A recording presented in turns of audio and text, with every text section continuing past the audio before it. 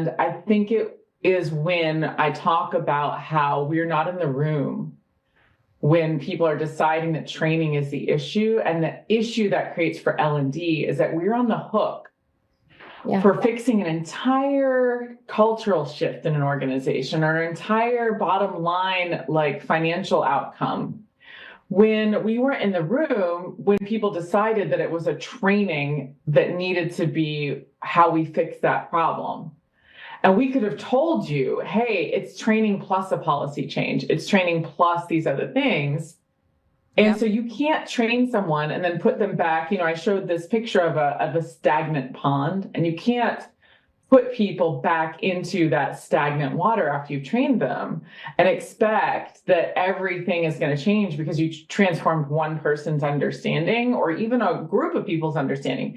You have to do the institutional support to give people that kind of ramp and that leeway to make the changes that they've just transformed themselves and then come back with all these ideas after training.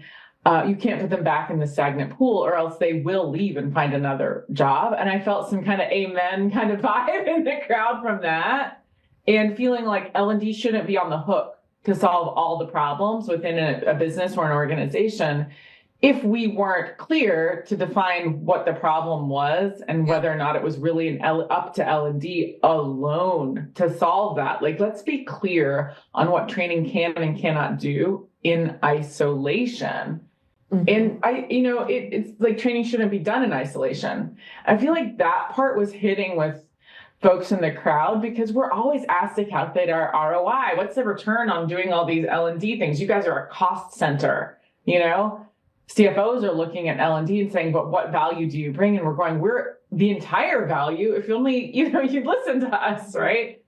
So that piece about being able to communicate our value differently, but also setting expectations around like, for this is what you can expect for us to be able to change. Like, you're not going to give someone 4 hours of leadership development and then like all of a sudden do a 10X on your bottom line in a like large company.